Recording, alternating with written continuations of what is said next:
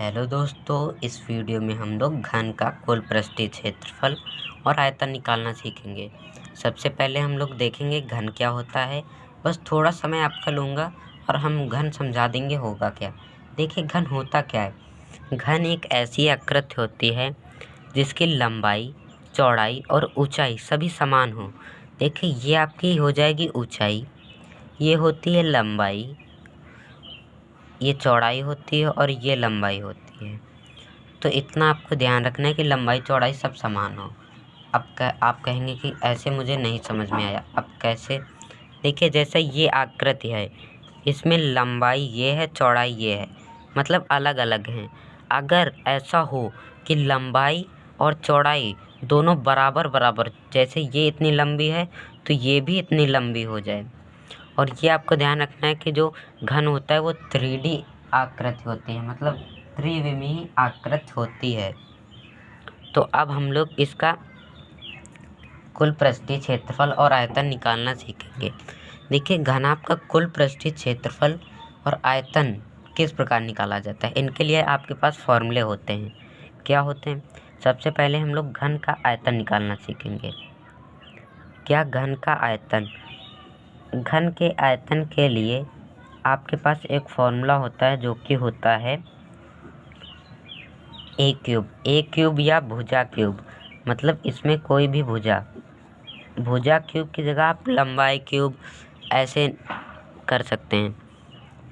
और देखिए लंबाई चौड़ाई सभी समान होती हैं, तो आप यहाँ पर कहीं कहीं पर आपको मिलेगा ए क्यूब।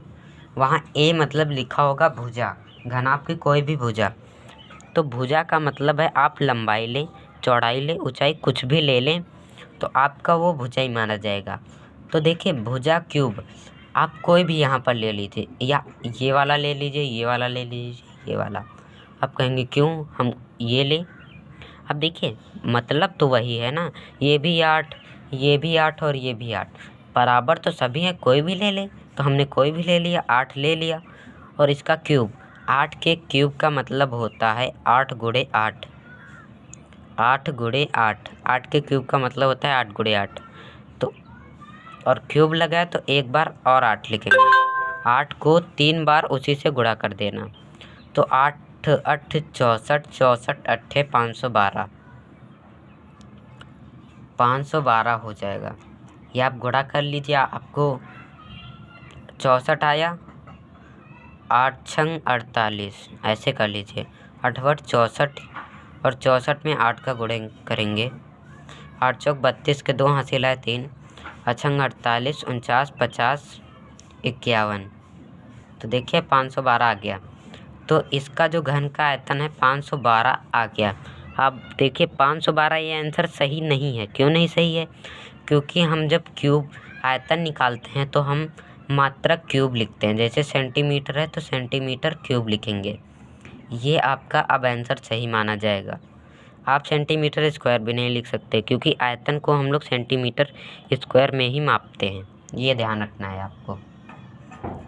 अब देखिए भुजा क्यूब का मतलब होता क्या है।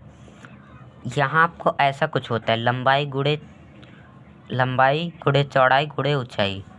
ये जब समान ही है तो आप इनका क्यूब कर देते हैं, ऐसा है कुछ। ये सभी समान ही होते हैं, जैसे ये सभी 8 8 हैं तो 8 गुणे 8 गुणे 8, 8 गुणे 8 गुणे इनको करेंगे, मतलब तो क्यूब ही हो जाएगा। 8 का क्यूब लिखिए या ये लिखिए, बात देखिए। तो हमने घन का आयतन देख लिया। अब घन का कुल पृष्ठीय क्षेत्रफल के लिए फॉर्मूला क्या होता है?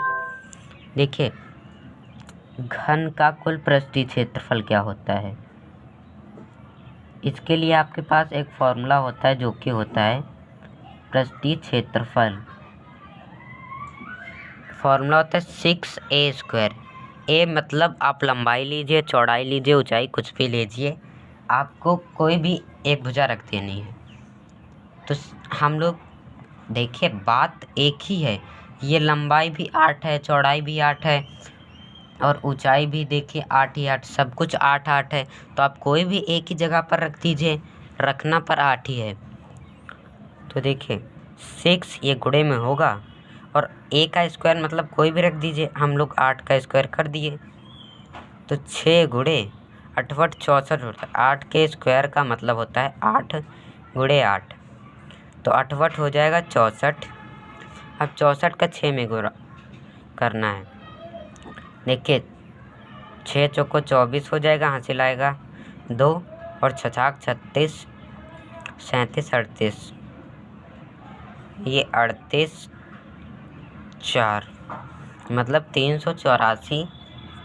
अब देखिए क्षेत्रफल निकालने हैं तो मात्रक स्क्वायर लिखेंगे, मात्रक सेंटीमीटर है तो सेंटीमीटर स्क्वायर। अब देखिए हमने घन का कुल पृष्ठीय क्षेत्रफल भी निकालना सीख लिया। तो आप लोग इस प्रकार घन का कुल पृष्ठीय क्षेत्रफल और आयतन निकाल सकते हैं।